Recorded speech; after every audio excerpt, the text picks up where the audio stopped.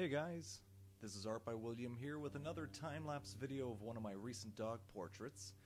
Kiera and her brother Cujo. It took a while, so I'm going to do the video in two parts. This is part one, featuring the beautiful black lab Kiera. I completed this picture using Prismacolor Premier colored pencils and brush markers, Faber-Castell Polychromos colored pencils, and pan pastels. It's 11 by 14 inch on Bristol vellum, and I use the Fabriano Bristol vellum. I find that it's a really nice paper quality.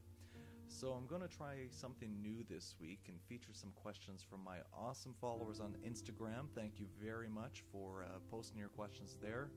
And so let's just jump right into the Q&A. So we have Sarah Wood, 32. What inspired you to begin drawing? Well, that's a really good question. I think I was drawing right from the time that I could hold a pencil. I was fortunate enough to grow up in a household where my father was an extreme talented artist, and he used to paint these large beautiful murals on our living room walls or kitchen walls, and whenever anyone came over they would see these large flying horses flying over the wall, or planets and animals and things like that. So I was really inspired at an early age to paint and be creative. And so yeah, that's where everything began. And we have a question from Diana Cavan. Apologize if I said that wrong. Did your parents ever have a job expectation for you, or were they open about your career?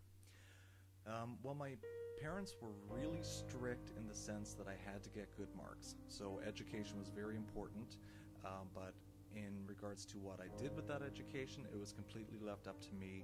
They were just happy as long as I was happy, but they wanted to make sure that while I was living with them, I got good grades and I focused really strongly on my studies. And whatever life I chose for myself, they were very supportive, and they always have been, really. I've been very fortunate in that regard. And Disney Art 5, were you supported by the choice of your career?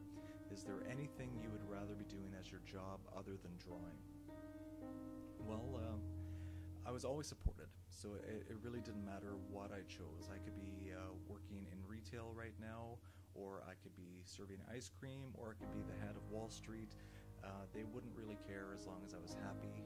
We grew up pretty wealthy in terms of love, but not very fortunate in terms of a lot of money.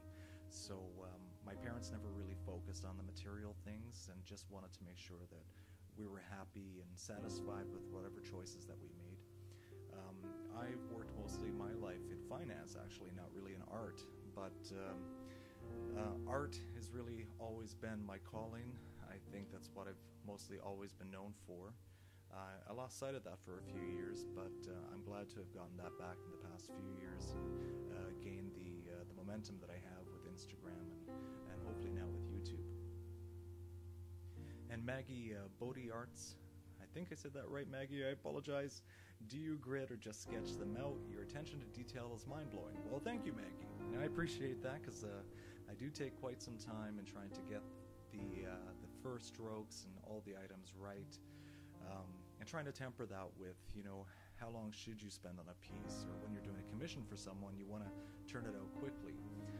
When I do a pencil piece, I mostly draw everything as I go with the colored pencils. So my sketch is very light. I kind of just eyeball where the items may be and pencil a little bit in, but for the most of the detail, I do that all as I go with the pencils. And so I really focus on just where the spacing is. I measure things out with a lot of rulers and do all the spacing bits, but I draw them and modify my sketch as I go with the colored pencils and see how the drawing feels and how that movement goes.